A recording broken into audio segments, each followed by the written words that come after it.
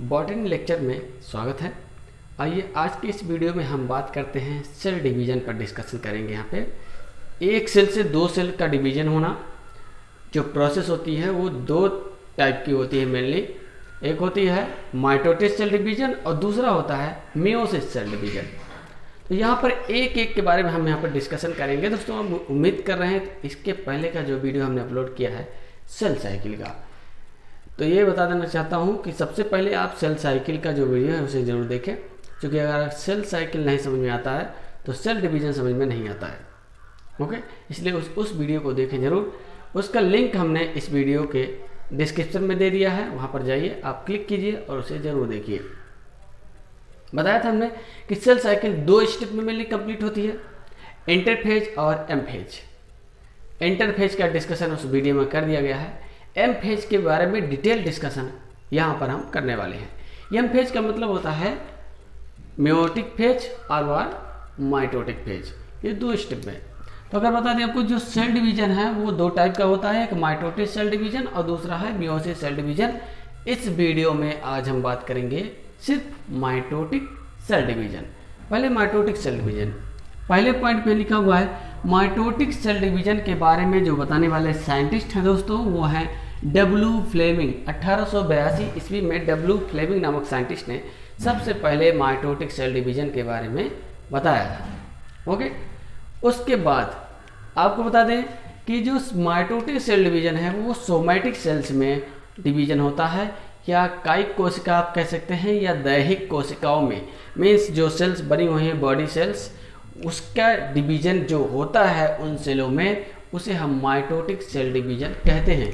जबकि meiosis cell division reproductive cells में होता है, जर्म सेल्स में होता है, जैसे स्पर्म्स, ओवम, इन सब में अगर डिवीजन होगा तो उसे हम मियोसिस सेल डिवीजन कहते हैं। ये दोनों का मेन मुख्य रूप से अंतर है। आइए बात करते हैं, एक एक फिगर पर डिस्कशन करते हैं माइटोटिक सेल डिवीजन का। माइटोटिक सेल डिवीजन दोस्तों दो स्टेप में मेनली कंप्लीट होती है। पहले को बोलते हैं कैरियोकाइनेसिस, दूसरे को बोलते हैं cytokinesis. Karyokinesis means division of nucleus, कैरियोन means nucleus, kinesis में डिवीजन। कैरियोकाइनेसिस में न्यूक्लियस का डिवीजन होता है और साइटोकाइनेसिस में साइटोप्लाज्म का डिवीजन होता है। ये दो स्टेप में होगी। अब जो कैरियोकाइनेसिस है 4 सब स्टेजेस में कंप्लीट होती है। पहले को हम बोलेंगे प्रोफेज, दूसरे को बोलेंगे मेटाफेज और मेटाफेज, तीसरे को बोलेंगे एनाफेज और चौथे को बोलेंगे टीलोफेज। तो आइए बात करते हैं इन चारों स्टेप में आखिर होता क्या है, किस सेल डिवाइड हो जाती है और डिवाइड होने की क्या जरूरत है। Number of chromosome equal amount में हर सेल में कंप्लीट हो सके और एक सेल से दूसरे सेल में, दूसरे सेल से तीसरे सेल में और सेल टू सेल से ऑर्गेनेल्स, टिश्यू, इन सभी में ट्रांसफर हो जाए इक्वल अमाउंट में, इसलिए इन सब की आवश्यकता होती है।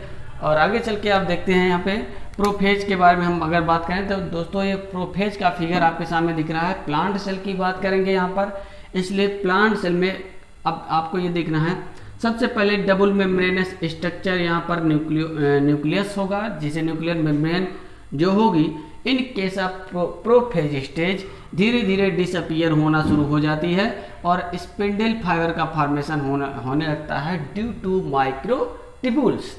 अब बता दें माइक्रोट्यूब्यूल्स यहाँ से एक प्रोटीन सिक्रीट करती है जिसकी वजह से स्पिंडल फाइबर का फॉर्मेशन होने लगता है।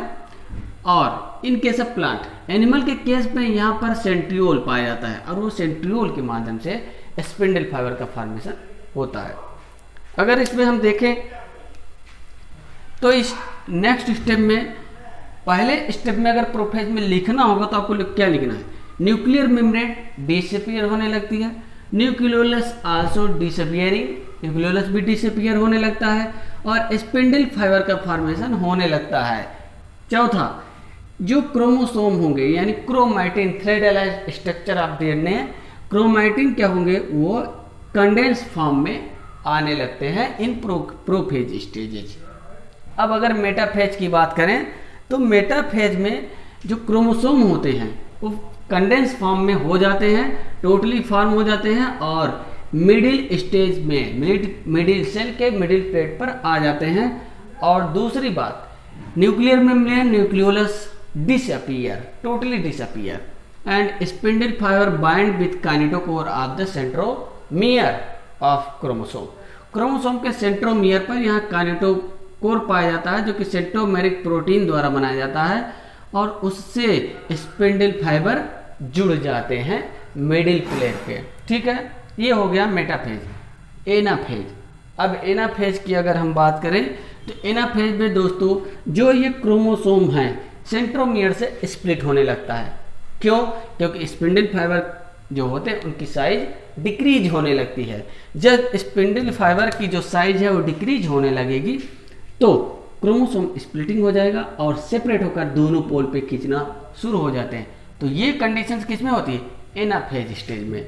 एनाफेज स्टेज में जो क्रोमोसोम है स्प्लिट होने के बाद दोनों पोल पे जाना शुरू हो जाते हैं।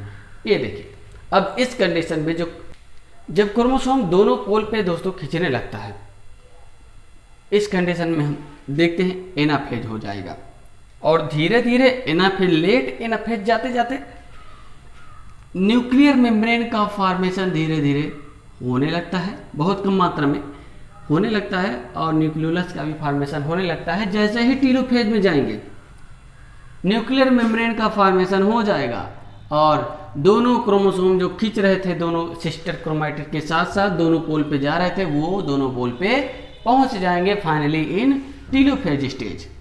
ओके, और न्यूक्लियोलस, न्यूक्लियर मेम्ब्रेन का फॉर्मेशन हो चुका होगा। दूसरी बात ये ध्यान रखना है, टीलोफेज स्टेज में ये जो हम बता रहे हैं इसी पॉइंट को आप लिख सकते हैं, आसानी से नंबर मिल जाएगा आपको, कोई दिक्कत नहीं। टीलोफेज स्टेज में यहाँ पर सेप्टा प्लेट का फॉर्मेशन होने लगता है। क्यों? अगर सेप्टा प्लेट का फॉर्मेशन नहीं होगा तो दो सेल में कन्वर्जन कैसे होगा, इसलिए इसका फॉर्मेशन होने लगता है। इसके फॉर्मेशन होने के साथ साथ ही जो साइटोप्लाज्म है उसका भी डिवीजन हो जाता है, तो उस प्रोसेस को हम बोलते हैं साइटोकाइनेसिस। जब साइटोप्लाज्म का डिवीजन हो जाएगा तो उस प्रोसेस को हम बोलेंगे साइटोकाइनेसिस। उम्मीद कर रहा हूँ आपको ये बातें समझ में आ रही होगी, क्योंकि यहाँ पर हमने एक एक करके पॉइंट पॉइंट बताए हैं, कहाँ पर क्या कंडीशंस हो रही हैं उसको, उस बात को अगर आप ध्यान में रखते हैं तो ज़रा से भी दिक्कत नहीं होगी लिखने में या पढ़ने में या फिर एक्सप्लेन करने में या किसी को बताने में। इस वीडियो को अगर आप ढंग से 1 से 2 बार देख लेते हैं, बल्कि एक ही बार अगर आप ढंग से देखते हैं तो वास्तव में ये मैं बता दे रहा हूँ कि बिल्कुल भी आपको ये भूलेगा नहीं। ठीक है, अब उसके बाद साइटोकाइनेसिस होगा, तो साइटोकाइनेसिस में साइटोप्लाज्म का डिवीजन होता है। What is cytokinesis? Cytokinesis is the process of cell division where cytoplasm divide takes place, जहाँ पर साइटोप्लाज्म का डिवीजन होता है और फाइनली 2 डॉटर सेल का फॉर्मेशन हो जाता है। अंतर मियोसिस माइटोसिस में क्या डिफरेंस है, क्या अंतर है? माइटोसिस सेल डिवीजन में क्या होता है कि 2 डॉटर सेल का फॉर्मेशन होता है आफ्टर डिवीजन, डिवीजन हो जाने के बाद 2 डॉटर सेल का फॉर्मेशन होता है, जबकि मियोसिस में 4 डॉटर सेल का फॉर्मेशन होता है और वहाँ पर हैप्लॉइड होती हैं, यहाँ पर डिप्लॉइड सेल्स होती हैं। ये दोनों का मुख्य अंतर है। एक अंतर तो हमने यहीं भी बता दिया, दूसरा अंतर ये हो जाएगा। अब सिग्निफिकेंस अगर बात करें तो यहाँ पर दिया गया है, सिग्निफिकेंस क्या है?